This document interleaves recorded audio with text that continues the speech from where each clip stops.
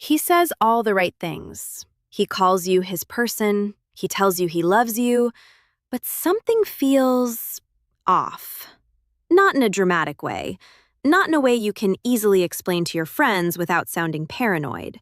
Just a quiet, persistent feeling that what he shows you on the surface doesn't quite match what's underneath. Here's what nobody tells you. Love isn't just a feeling. It's a pattern of behavior.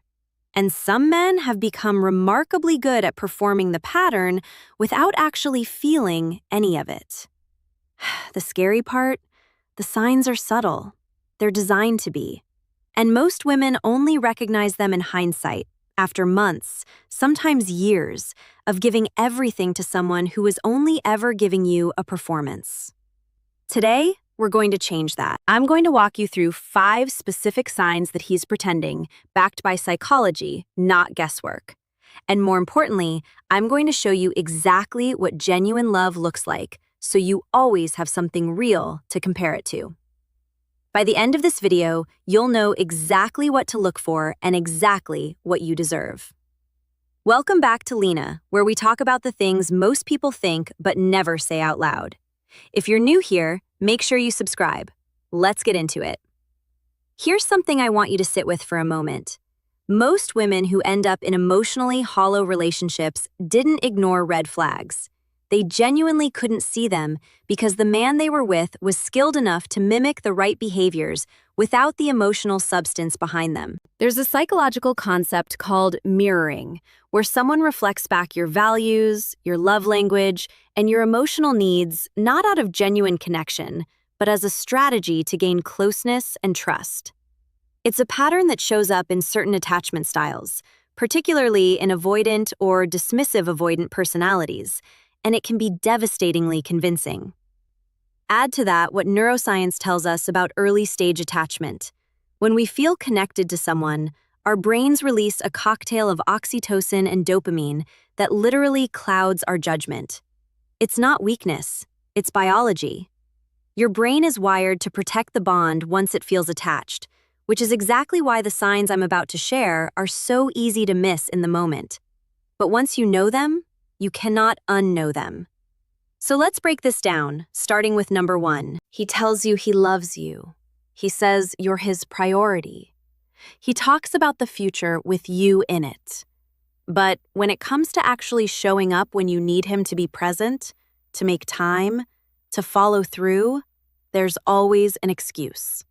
Always something more important. Always a reason why this time is different. This is one of the most psychologically revealing patterns in relationships. Dr. John Gottman's research on relationship stability found that consistent behavioral follow-through, not declarations of love, is the most reliable predictor of genuine emotional investment. Words are cheap. Behavior is data. Here's what you do with this. Stop listening to what he says and start watching what he does. Keep a mental scorecard, not obsessively, but honestly. When he says he'll call, does he call? When you're going through something hard, does he show up? Over time, the gap between his words and his actions will tell you everything you need to know. Real love doesn't just say it does. But here's where it gets really interesting, because sign number 2 is the one most women misread as love, and it's one of the most dangerous. In the beginning, he was everything. Constant texts, deep conversations. He remembered every small detail you mentioned and brought them up weeks later. You felt seen in a way you hadn't before. And then, gradually, something shifted. He got busy. The effort faded. The warmth cooled. And you found yourself working harder just to get back to the connection you had at the start. This is a pattern called intermittent reinforcement, and it's one of the most psychologically potent dynamics in relationships, even when it's not consciously intentional. When affection comes in unpredictable bursts, the brain's dopamine system goes into overdrive. You're not chasing him because he's great. You're chasing him because your brain has become addicted to the reward of his attention. Real love doesn't peak early and then slowly disappear. It might shift in form, the butterflies settle, the daily texture changes, but the emotional investment deepens over time. It doesn't evaporate. If you feel like you're constantly trying to recapture something that felt effortless in week 3, that's not growth. That's a warning sign. And number 3 is where most women make the biggest mistake, because this sign actually feels like emotional depth, but it isn't. He'll open up about his difficult childhood, his past heartbreak, the ways he's been let down by people who were supposed to love him. And in those moments, you feel close to him. You feel trusted. You feel like you're seeing the real him. But notice something. When there's a conflict between the two of you, when he hurts you, lets you down, or crosses a line, suddenly that openness vanishes. He deflects, he minimizes, he turns it back on you. Psychologists distinguish between 2 types of emotional disclosure: strategic vulnerability, sharing personal stories to build rapport and trust, and genuine accountability, which requires someone to sit with discomfort about their own behavior and take responsibility. A man who can do the first but not the second is performing intimacy, not practicing it. Watch what happens the next time you bring up something that hurt you. Does he listen and sit with it, even when it's uncomfortable? Or does he immediately become defensive, dismiss your feelings, or redirect the conversation to his own pain? The capacity for accountability is one of the clearest markers of emotional maturity and of real love. What I'm about to share next is the sign that's hardest to admit, because it means questioning your own perception of the relationship. Around others, he's attentive. He compliments you, he puts his arm around you, he talks about you warmly to his friends. But when it's just the two of you, there's a distance you can't quite name. The warmth feels rationed. You notice that he's most affectionate when there's an audience, and most disconnected when there isn't one. This is a pattern rooted in what psychologists call impression management, describing how people perform different versions of themselves in social versus private contexts. For some people, love is a public identity, not a private reality. Showing the world he has a loving relationship matters more to him than actually building one. Real intimacy deepens in private. The moments that matter most in a relationship aren't the ones other people see. They're the quiet Tuesday nights, the hard conversations after a long day, the way he treats you when there's nothing to perform for. If the warmth he shows in public doesn't match who he is when you're alone, trust the private version. That's who he actually is. Every time you express a need emotional closeness, more communication, reassurance after an argument there's friction, he calls you too sensitive. He says you're being needy. He frames your needs as problems he has to manage, not as natural parts of a relationship he wants to be present in.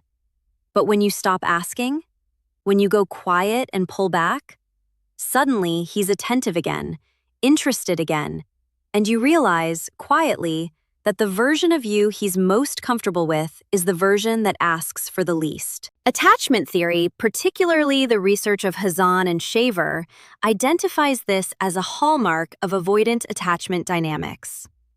People with avoidant tendencies often experience a partner's emotional needs as threatening rather than connecting. They're most comfortable with closeness when it doesn't require vulnerability or consistent emotional labor from them. Here's the truth that took some women years to understand.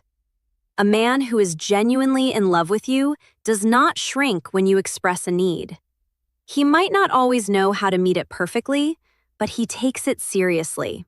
He sits with it. He tries. A partner who consistently makes you feel like your needs are too much isn't protecting the relationship. He's protecting his comfort. Those are two very different things. If you watched this and recognized one of these signs, or all five, I want you to hear something important. You are not foolish for not seeing it sooner.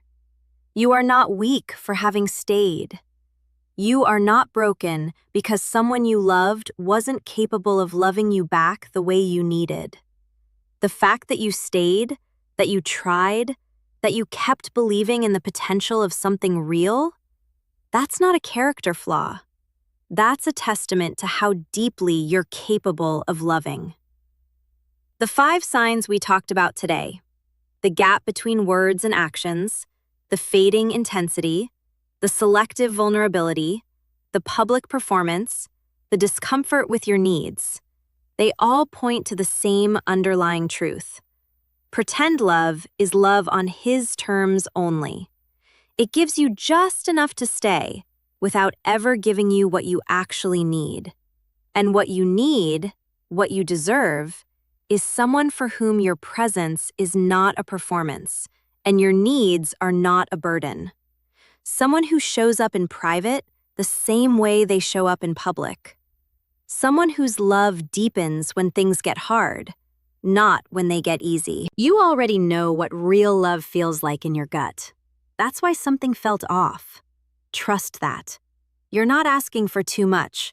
You're asking from the wrong person.